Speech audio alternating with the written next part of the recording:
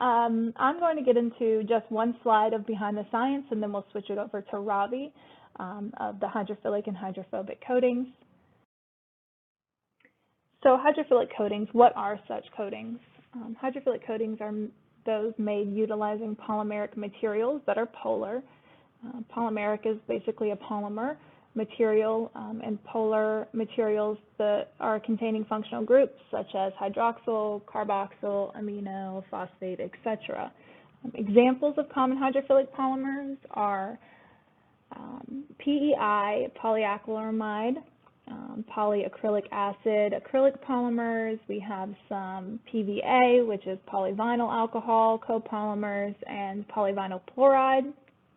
Pyrrolidone, sorry, I don't know what I was saying, polyvinyl pyrrolidone, PVP, which is pretty typical of what we would use here in our polymer hydrophilic coatings. Okay, and now to Ravi. I apologize to everyone. We did not start recording in the beginning of the webinar, so I went back and voice recorded what was missed and kind of piece together the videos, but we are going to now continue the science behind hydrophilic.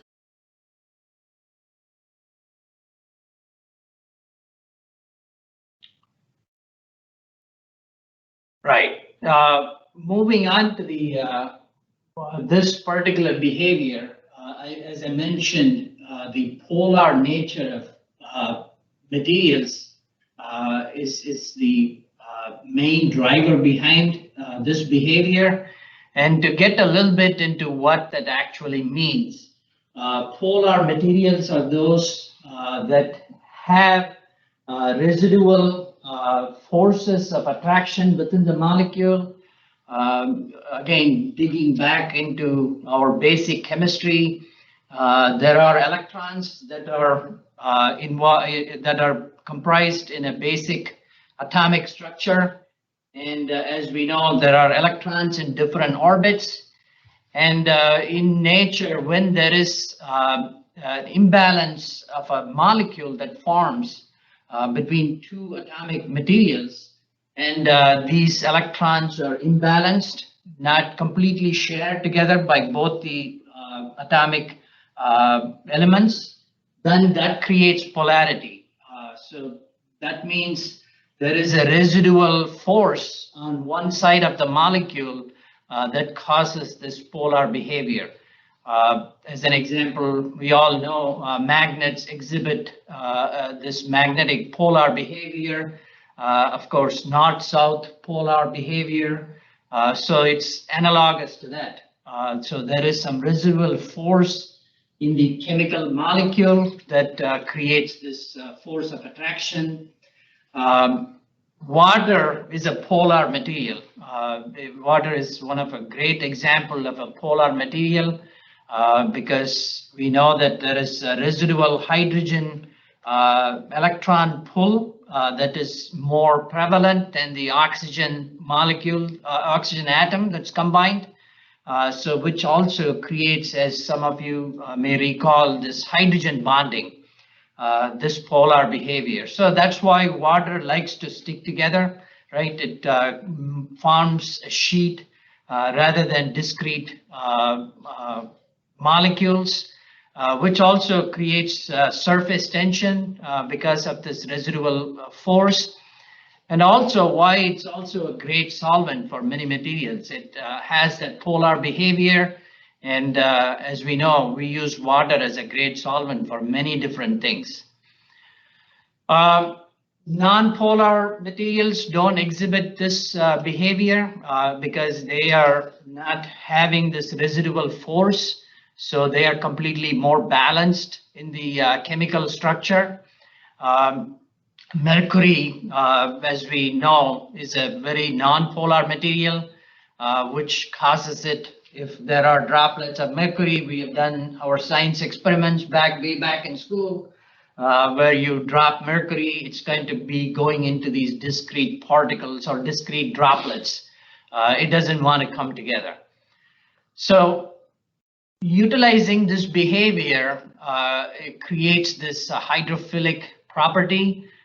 So this works in practice because water, being a polar material itself, is attracted to other polar materials or hydrophilic materials, which is the basis we use to utilizing that hydrophilic polar chemistry to make these polymeric coatings attract to water, vice versa.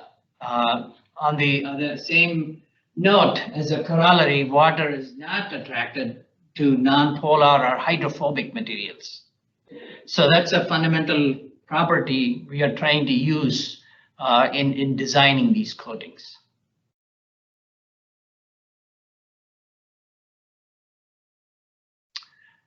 Okay, so then why hydrophilic versus why hydrophobic, right? Each one has certain properties and thus some benefits. So if we look at them, for example, in the use in medical applications as an example, we just talked about water being attracted to hydrophilic materials. By using that phenomenon, we are applying that behavior in hydrophilic coatings for medical applications by attracting that water and thus creating a lubricious surface. Because what happens is with these hydrophilic coatings, the water gets occluded in the polymer and sort of becomes like a hydrogel, which we will come to in a later stage in the presentation. But basically that water is held by the hydrophilic coating material. So it becomes lubricious, as we saw, which is basically means it's a slippery water retaining coating.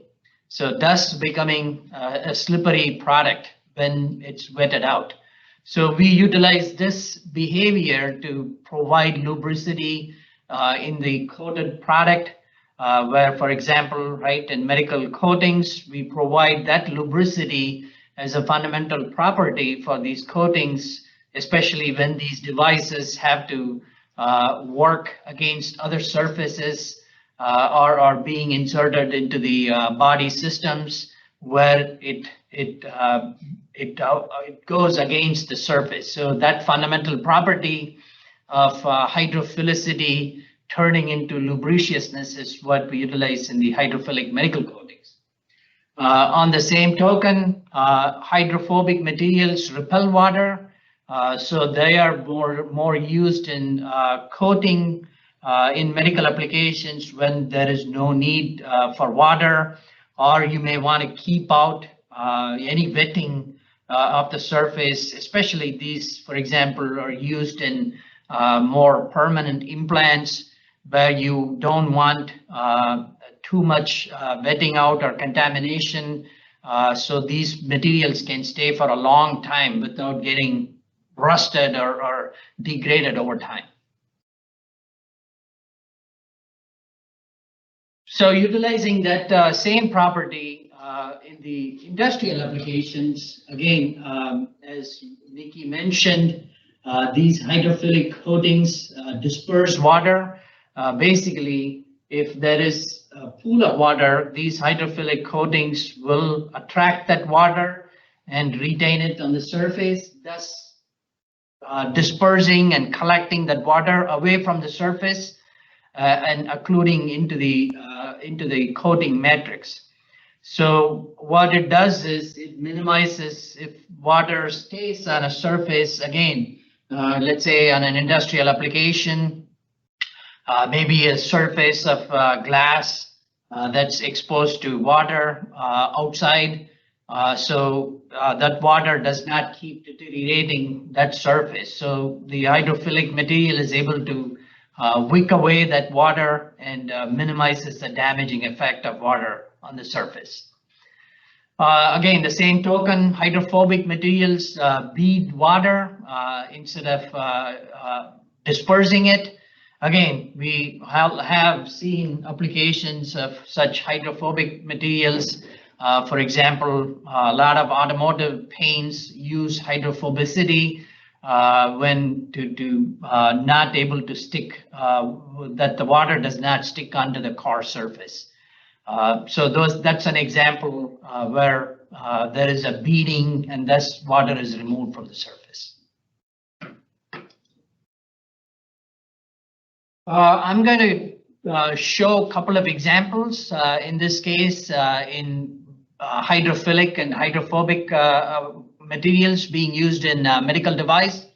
As the first slide runs, you can see this catheter and guide wire combination that is hydrophilically treated with hydrophilic coating is able to penetrate deep into the body parts. Again, this one is a very specialized device.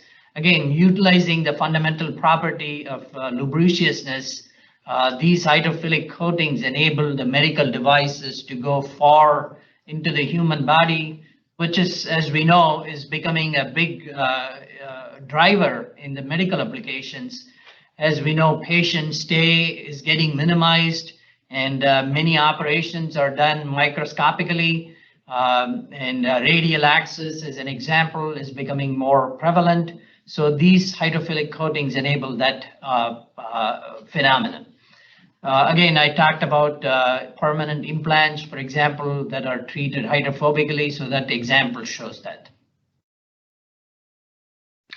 Again, this is a surface, for example, an industrial application where that glass surface may be outside in a regular environment, and shows the difference between the uncoated and coated surface, which provides a clear wetted out, the water is wicked out and provides a clear surface, whereas an hydrophobic coating again beads up and probably some of the water stays on the surface. Okay. I think we'll talk about the formulations and applications and just a general overview of Hydromer products. Next slide.